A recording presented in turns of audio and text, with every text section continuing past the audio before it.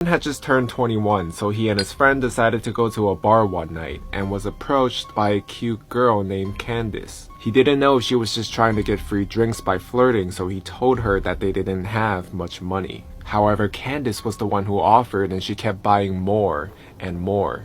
Kevin started getting confused as to who she liked more between him and David and why she was being so generous. A little later, they both carried David out the bar. She kept telling him to go home with her, but he was so out of it he could barely answer. Kevin told her that he couldn't let him go anywhere as he didn't want David to wake up in a random house without a car and not remembering what happened. Candice kept pushing it, saying that she would take care of him, but Kevin told her that the only way David was going anywhere was if he tagged along. Immediately, she started flirting with Kevin and offered to get his friend a taxi and said they could drive to her place alone. At this point, Kevin had a few drinks and was pretty buzzed, so he agreed. They got David a taxi to go home, and the two walked to Candice's car. Everything was happening so quickly and he started feeling uneasy. They got in the car and she drove the street when she asked if he wanted to stop at the store and get some more to drink. Kevin wanted to be able to carry himself throughout the rest of the night, so he declined. He did find Candice attractive and he didn't want to seem lame, so he told her to get a pint with some apple juice to chase it. She went in the store and came out with a lot more than just a pint. Kevin assumed that she wanted to drink as well, but throughout the car ride, Candice kept telling him to drink more and more. He somehow managed to drink all the juice, so he pretended to drink the bottle by spitting the liquor in the apple juice container. He then tossed the apple juice out the window before she could see it and just drank a little more from the remaining bottle. Kevin was able to make her believe he was actually drunk, but in reality, he was simply buzzed. They drove up to her house and he pretended to trip and stumble, so she helped him walk inside.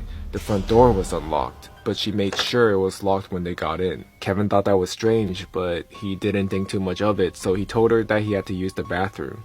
He walked inside and looked at himself in the mirror. He just felt strange. There was definitely something off. He turned on the sink to make noise and made himself puke up the liquor he drank.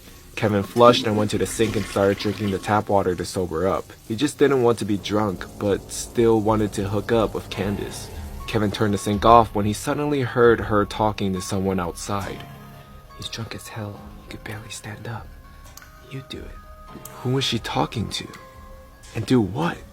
Kevin walked out the bathroom, and the moment he stepped into the living room, he saw Candice walking into another room. That strange, very bright red hair. He didn't see her face or anything. Hey, where you going?" She walked back into the dark living room and up to Kevin and said, "Let's go in my room." He looked at her bright red hair and into her eyes. They were different. Her face was different. It was another girl with the same hair. And that's when Kevin realized it was another girl with the same wig on. It was a wig the entire time. Kevin's heart felt like it stopped, but he tried to look like he had no idea it was a different girl. Kevin kind of smiled and told her that he just needed to use the bathroom one more time and told her he was sorry he was so drunk. She said, "It's fine, just hurry up in there."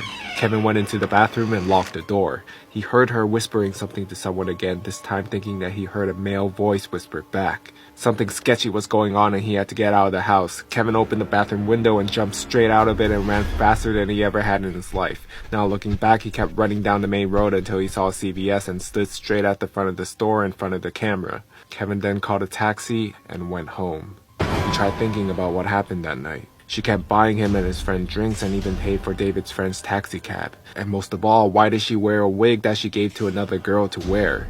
Who was she talking to? And what was in that room that they tried to lure him into?